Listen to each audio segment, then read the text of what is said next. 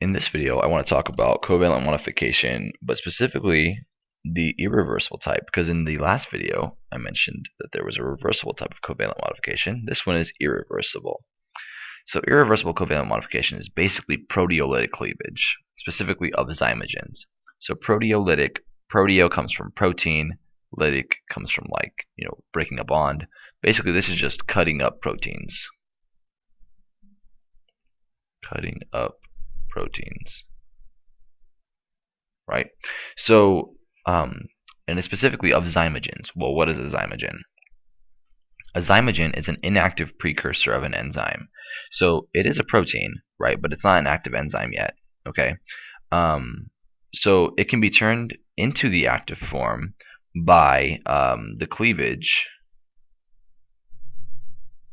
of covalent bonds. Okay. Now, a simple way to remember this is that zymogens, zyme comes from enzyme, gen, to generate,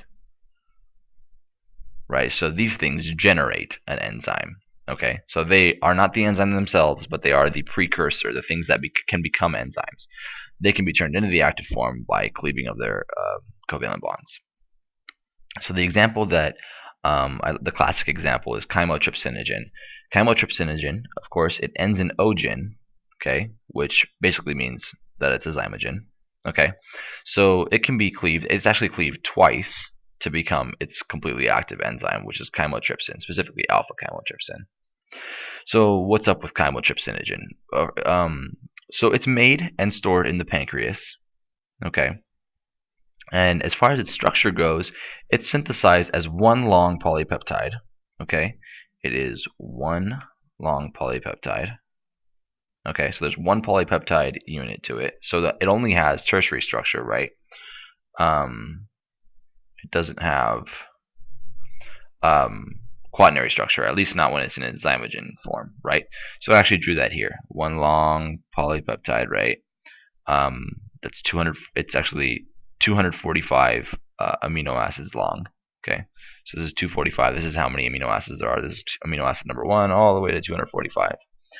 And it's held together, or there are 5 disulfide bridges. Okay, so this here is representative of the disulfide bridges. So there's 1, 2, 3, 4, 5 disulfide bridges that hold this together. But it's one long polypeptide unit and only has tertiary structure. Now, after it's been made and stored in the pancreas, eventually it's going to be released into the small intestine. Once it's in the small intestine, what happens? So once it's in the small intestine, it's then cleaved by an enzyme called trypsin. Trypsin is another digestive enzyme. So when it's cleaved by trypsin, the result is pi chymotrypsin. So here we take this long 245 amino acid polypeptide, excuse me, and trypsin goes ahead and cuts it, and it specifically cuts it between the 15th and 16th amino acids. So now we have essentially two polypeptide chain, right? They're still held together though, because this disulfide bridge is holding this chain to this chain. Okay. So that is the first proteolytic cleavage right here. That's the first proteolytic cleavage that results in pi chymotrypsin. Now, pi chymotrypsin is active. Okay, specifically, it's active in that it digests itself. Okay, which I'll get into in just a second. So, pi chymotrypsin catalyzes self-cleavage to give alpha chymotrypsin, which is the fully active digestive enzyme. So from here to once we have pi chymotrypsin, it actually catalyzes the cutting of itself. Okay, it cleaves itself, and then it actually gets rid of the 14th and 15th amino acid residues, and the 148th and 147th and 148th amino acid residues as well. So this thing here was already cut by trypsin, but once that happens, this whole thing can actually cleave itself. So when it does that, it pulls off these 2 residues here, 14 and 15, and it knocks them out. So there's actually a serine and an arginine residue. But notice these 2 chains are still held together. by this disulfide bridge here, because that's also a covalent bond. But notice here that between now all we have is the 146th and the 149th, as far as the 147 and 148th amino acid were cut out by pi chymotrypsin. They were a threonine and an asparagine residue. But notice that this chain is still held to this chain by this disulfide bridge here. So this portion here is called the alpha chain, or not the alpha chain, the A chain. This is called the B chain, and this is called the C chain.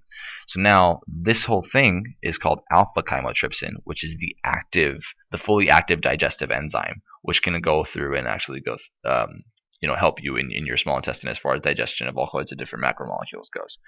Okay, but why do we care about this? First of all, the whole idea is that the cleavage of this enzyme, right? Once we've cut out these amino acids, they're not going to be formed back together. Once we've cut them out, that's irreversible. Okay, but this cleavage is important to recognize that this cleavage affects the activity of this enzyme. Initially, it was this inactive precursor chymotrypsinogen, but once we cleaved it once, it becomes active for a certain reason. Then we cleave it again, and it becomes fully active. So, what is the moral of the story?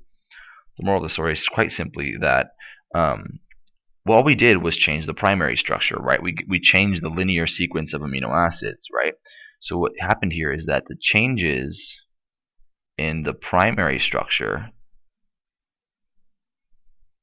resulted in changes that looks like charges. Let me clean that up. In changes in tertiary and even quaternary structure, right? And that change in structure was necessary to change the function. Specifically, it went from the function was initially inactive, had no function, right, to becoming active, right? So the change in function is this idea of activity, right? So here we changed the primary structure, and that's going to change the way it folds. And we even made it so we had more than one polypeptide unit. So we made it have this pi chymotrypsin and this alpha chymotrypsin now have quaternary structure because they have multiple subunits. Okay, so that's sort of a wrap up about irreversible covalent modification, specifically using the example of chymotrypsinogen. One thing I wanted to just write up here is that here this was the second proteolytic cleavage, okay, to result in this active enzyme. So I hope that was helpful, and I'll see you guys in the next video.